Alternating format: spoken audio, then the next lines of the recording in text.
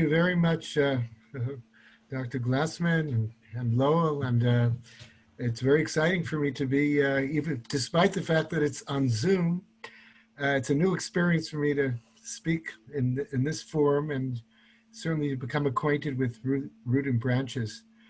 I'll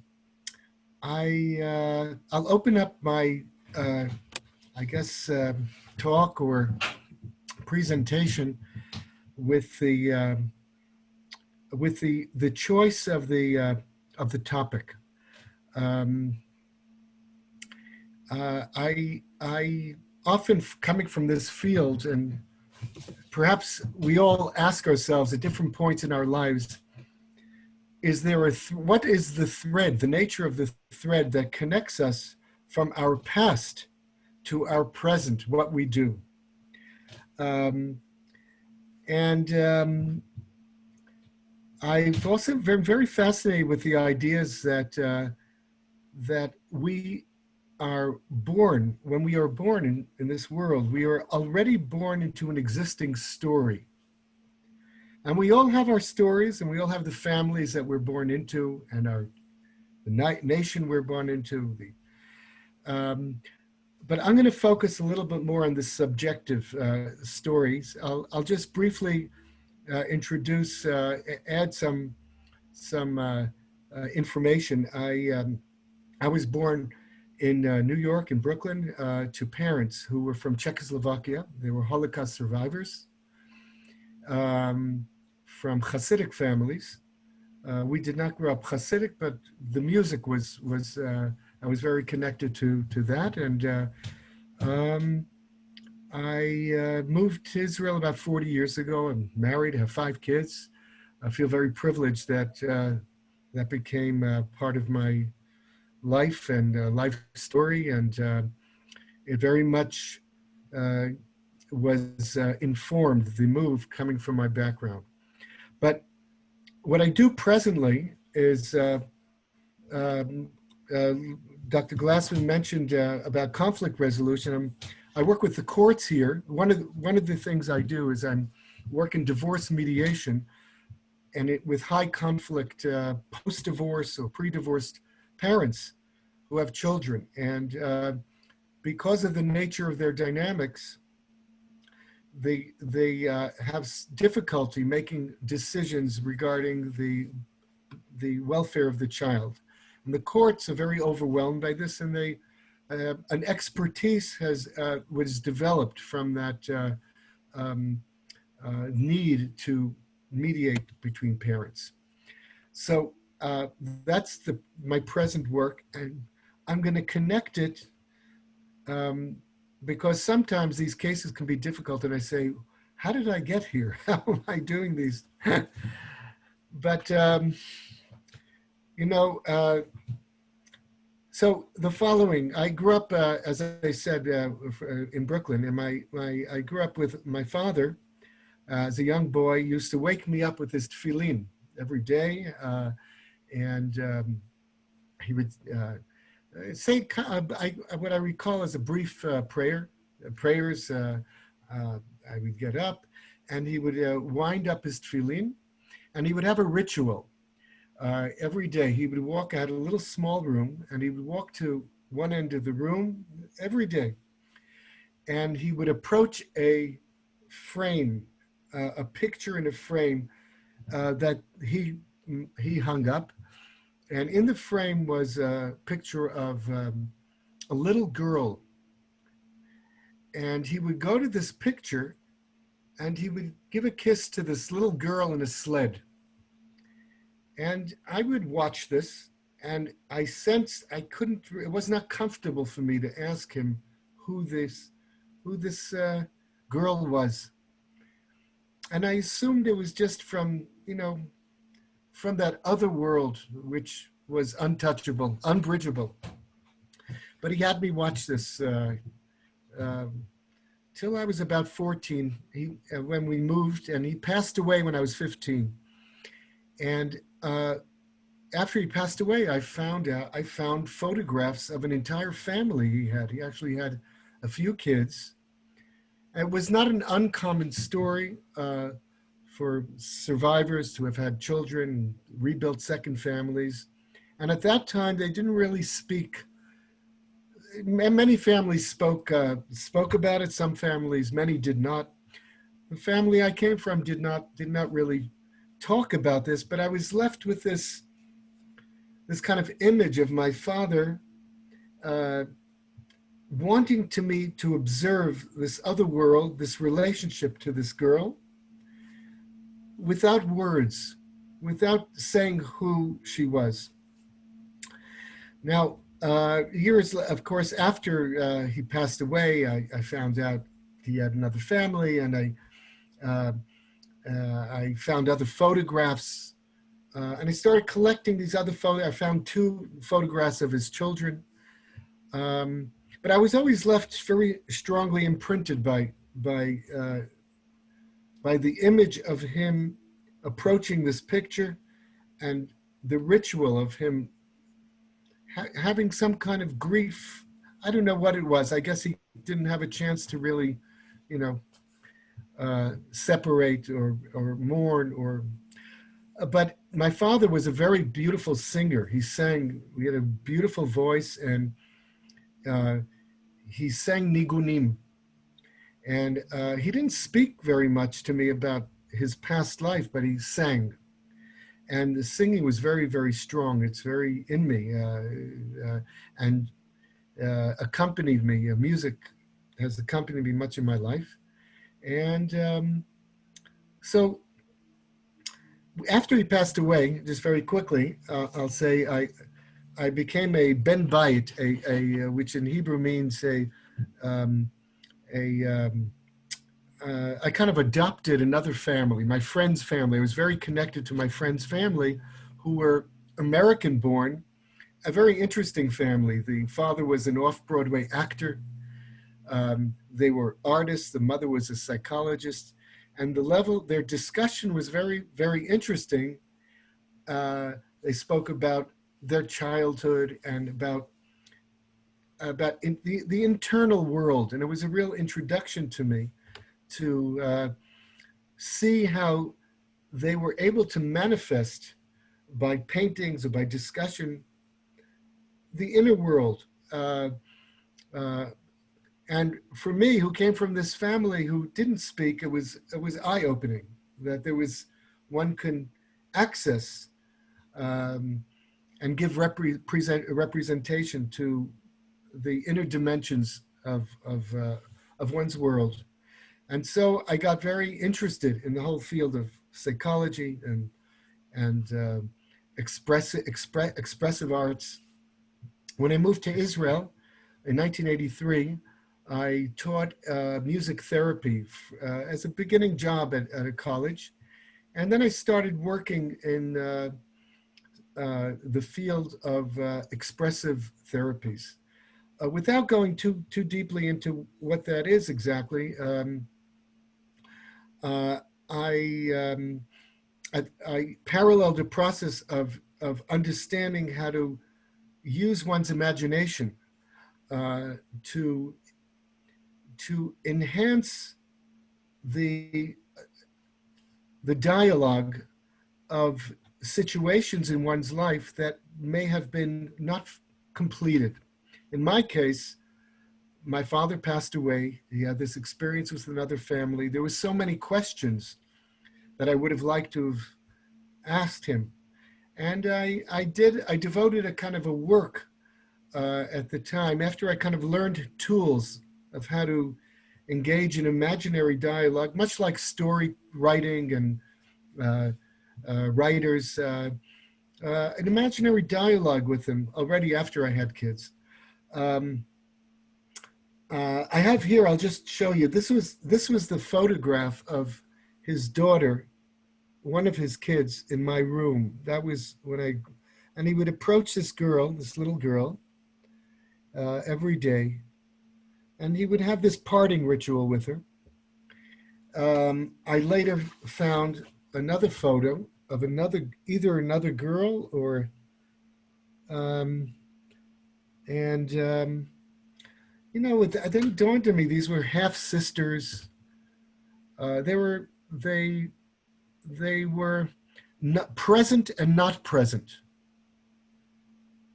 Now, we all have families that are present and not we grow up, people pass away. Does the relationship end with someone who passes away?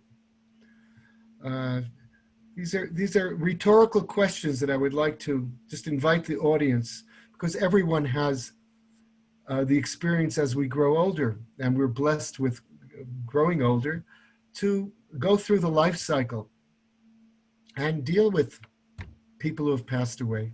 But as long as we're alive, we have a relationship to those that have gone. I'll just quickly show you here. This was a painting I did and of my dad, my father. Here, that was him, and I left. I tried to imaginatively connect him to his daughter, and create a kind of dialogue with him around her, and I wrote, actually spent a year, I wrote kind of a play about it, imagining how we might respond. Now, I'm going to shift gears a little bit. I want to give this just as a background of what was interesting to me in terms of the stories that we're born into, how they inform and shape who we are, and the choices we make. For me, coming to Israel is directly connected to my parents wanted to make Aliyah in the late 60s, and my father passed away. They actually bought an apartment in Netanya at the time. Then my father, but even in his will, he said if he doesn't make it here, he'd like to be buried here. I think he felt this was the right continuity for his personal story, his personal, his religious story, and I went along with that. I made conscious choices. America is a great country, and it was not bad. I didn't make Aliyah out of a negative reason. I really lived with the question of what are you supposed to do in this life as a response to whatever stories one is, whatever how you're engaging your personal history and how you make choices. Okay, so I'm going to shift gears now into being in Israel, which is a very different entity than a community person in the United States. When you come to Israel, you realize, wait a minute, it's not just one Ashkenazi or just Sfaradi. It's a world here of many peoples who are Jewish. It's a country. I served in the army here as a mental health officer and got exposed to people from Kafkaz, Ethiopia, Russians, very, very interesting. And it was very, very mind-opening and very transformative into the transition from a local culture in Brooklyn to a broader culture. And I was very fortunate to have a profession that enabled me to engage in the population here. And somehow I got involved with mediation work in the 90s. I was trained in divorce mediation, one of the first places that did it in Israel. And I became an expert in children of divorce and also expressive therapies, that was using psychotherapy. And when I started to do the mediation work, one of the challenges that you do is everyone has a different story. When you work with a couple, there are competing narratives about what happens in a particular family. That's the nature of a conflict. Everyone has their own narrative. And as the mediator, how do you work with narratives that are competing in a way that that tries to locate the points of interest for both parties. Of course, children in this case are the points of interest. And part of the art of doing this kind of work is um, is understanding that the nature of what you do is not judging, but yet not judging each side, but focusing on the joined interest, which in this case are the children. And you must guide the discussion toward the child and disengage the narratives that are conflicting, that cause the problem. That's the teachings, the Torah on one leg of the mediation work. But as I looked back in the years of how I got here to do this, I keep thinking that the whole idea of a bridge, of living between stories, because that's really where my focus is when I do the mediation. You're living between stories because that's what the child is. Child experiences two different stories, and you're trying to make it a comfortable space for the child to develop. And when I go back and I think about my own history and the space that my father, when he had this ritual with his daughter, it was I wasn't mediating, but I was almost placed in a observing status that he wanted me to participate in, and at that time, I think he was working through his mourning grief, even though it was many years later. And the work with mediation and divorce has much to do with how a couple mourns the separation and the loss of a relationship. It's very similar to grief processes of Kubler-Ross, of the 5 stages of denial and bargaining and depression, and until one reaches acceptance, and they don't have to go in that order. But basically, it's about separation and loss as a theme. And I think of my dad as a separation. He had a separation and loss from his family.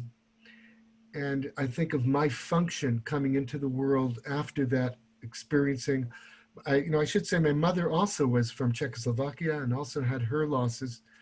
And I feel very fortunate, even though it was a sad story. They had wonderful families before they came from wonderful families, and I felt that from them. But all of us have heard much of the Holocaust growing up as Jews and living certainly in Israel. But the subject of how to manage separation and loss is something that really accompanies all of us in different ways, and not only tragic ways in life, but as part of our life cycle. We're going to always have this relationship and a separation, and how do you manage loss? And I see those themes as something that accompanies myself, that is accompanying me in life, and I'm trying to find the right aesthetic, if I could use that term, of how to do that, how to both help others do it, and how to do it myself. I mentioned earlier that my father sang, and he really sang very beautifully. He didn't talk about his experience with his family and his daughter, but he had a beautiful, beautiful melody. And I'll end the talk with one of the melodies that he had. And it was Hasidic Nigun. And with your permission, I'll sing a little bit of it. I heard it once a week on a cup. He would sing it and would fall asleep on a cup of tea. Uh, and it would go like this. It would go, lie da die, lie, lie da die. Lie, lie, lie, lie, lie, lie, lie. Lie, lie, lie, lie. La la la la la dum la la la la la la la la la la la la la lie, lie, lie, lie, lie, lie, lie, lie, lie. And I think I'll end with that melody. I would just say, when I was very young, when I was 6 or 7, he would say, "I want you to hear these melodies. I'm not going to be here forever." And uh, and uh, and I feel, again, thank you. I feel very privileged here to be on the show, live in Israel, even though these themes seem very heavy. They're actually very, again, I feel very fortunate to have had this profession in this country. Thank you. Uh, Jeffrey, this has been really such an amazing, moving, and emotional talk that you've given, and it's really, really something exceptionally special. I've got one or two questions, if you don't mind, if I can ask you, Sure. because I've had personally the great zchut, the great honor to interview. I'm very passionate about interviewing Holocaust survivors. So for me, your talk really, really resonates on many levels. And it's so beautiful how you took the lessons from your childhood and how you, not only did you make it into a career, but you've lived it and you've actually Yes. taken the positive and you've used it in such an incredible, positive manner to help people and to, your parents must be so proud of you because you really, it's such an incredible thing that you've done, and it's amazing. I'm in awe when I listen to your story and your nigun that your father taught you, that I'm sure you are teaching your children and passing it on to the next generations. Wow, may the memories be for eternal blessing. But this has been an incredible special presentation that you've given. Thank you Wow, so I'm really moved by it, and it was really, really, there are no words because you gave such an, from the heart. It's all from the heart. I So, would I would agree much. Thank you. completely with Les, but you wanted to say something in response, Jeff, so I'll wait till you're done before I give my comment. Um, the only comment I would have is, I made a decision not to get caught up in forgetting and denying that happened, that the Holocaust happened, but from a place of not just an intellectual place, but more, how am I connected to that story? What am I supposed to do in this life that's related to that experience? I felt a kind of calling in that direction, and not only just moving to Israel. That was one level. Um, Creating meaning from that, creating positive meaning. Jeff, can I just ask you on this, Lal, and then I'll give through to you.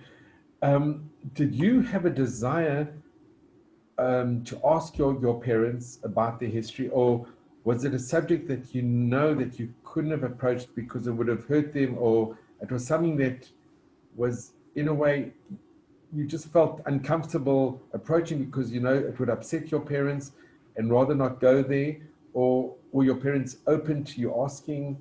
Um, My parents, I don't think I even heard of the word Holocaust until, after high school.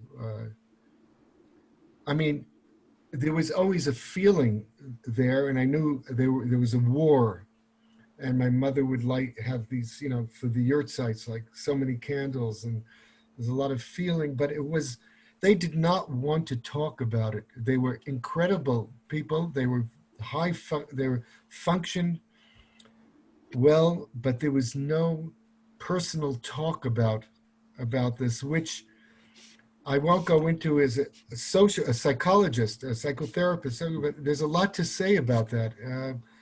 Um, uh, and I'm trying to, I think I'm spending my life trying to fill that void that was a legacy that was left. And I used to think they didn't bury the dead. Ribono Shalom, God, they did not bury their dead. He couldn't bury this little girl. And I researched. There was Rembrandt did a beautiful painting of Yaakov blessing his kids before he died, which was such a privilege to like bless your children before they die. It's a real full cycle of living and dying well, and they were not left with that privilege. So my father, I see him, the image of him kissing his daughter was the was the place that he was left with. That was not complete. So in terms of my parents, no, my later in my 20s, 30s, my mother would open up much more and tell me. My father died when I was 15. I couldn't ask him, obviously, and so that's why when I got the tools, the psychological tools of psychodrama, and how to evoke imaginative dialogue, I would engage him in an imaginative discussion to complete that unfinished story.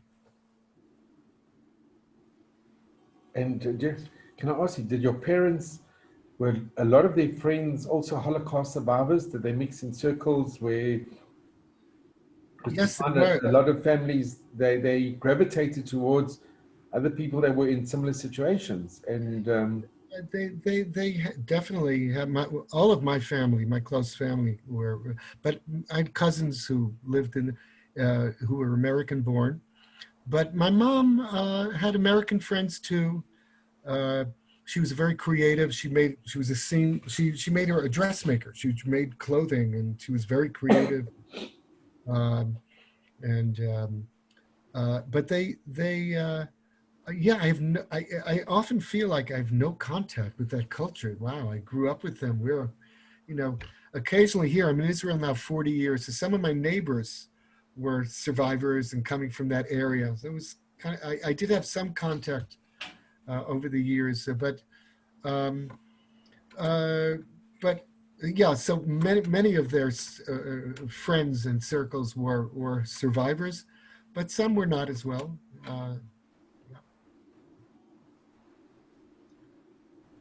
okay, and then my last question on this topic, it's very interesting when you speak to a lot of families that came from Antwerp, from Belgium. They were they came to Antwerp after the war, and I think it was, without exception, those that I've spoken to, they never discussed it with their children. Yeah, Children, it was a subject that just wasn't discussed. The children were brought up very normally, and in those days there weren't psychiatrists and psychologists to explain yeah. to the parents what to do and how to bring up their children, but they brought up their children. And I've met many, and many are patients of mine, and they are unbelievably normal, with very little hang-ups. And looking back, their parents didn't discuss it till much, much later when they were grown up and they were married. In your opinion, what do you think would be better? Okay, looking back, that the parents did discuss it with the children, or Yeah, that very they... good question. Well, there's, I think in order to discuss any topic, and it doesn't only have to be about Holocaust, you have to do it well. You need to have, um, you need to be in a good place to contain a discussion. A lot of these families, including my mother's, my parents, were very functional. They functioned well. My father had he had a sweater factor. He made a nice living. He was very well liked. He had a business. He was a lot of the people from I don't know Antwerp specifically, but very high functioning on the level of how to get by. In terms of feelings, feeling vulnerability could have been perceived as weakness. And there may have been a lot of fear of opening up grief that would be overwhelming. So they couldn't do that. They had to function. They started new lives. And they had to, and they didn't have the psychological insights or help that everyone has today. I think my story is I was a little bit of an aberration in the sense that after my father died and I got involved with this, my friend's family, the mother was a psychologist, kind of shocked me into a different kind of world and a different kind of level of discussing things that I was not used to. It was not so easy. It was very difficult. But I think there was maybe the problem side is that there may be high functioning, but somehow vulnerability was equated with weakness, whereas the teachings in psychology, if you could sustain and contain your vulnerability, that's actually a formula for being able to be intimate with someone. There is a sensitivity and intimacy in vulnerability. So it's, but it was necessary, and whoever needed to repress and keep their feelings hold their feelings, there was a reason they needed to do that. And there were other families that were overwhelming and just couldn't keep it in. And I know many stories of people that were children that were overwhelmed by the stories, and it was too much. Yeah, yeah.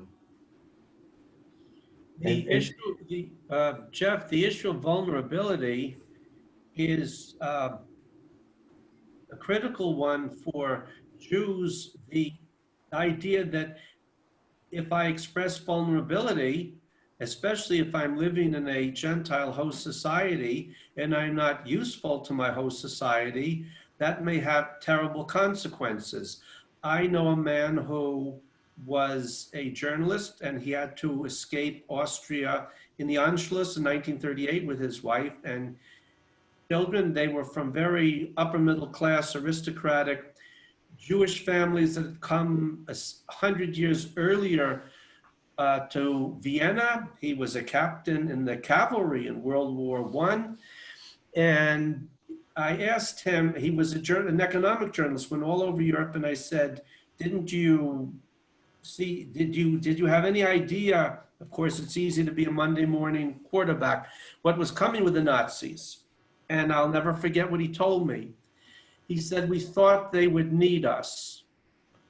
In other words, if I have a professional degree or an academic degree or a business, I'm contributing to my host society, you're not going to gas me, burn me, drown me, bury me alive in a pit. I'll be useful. This comes through very clearly in Schindler's List, the movie Schindler's List, where some ladies are in their barracks and they're discussing what are the Nazis going to do.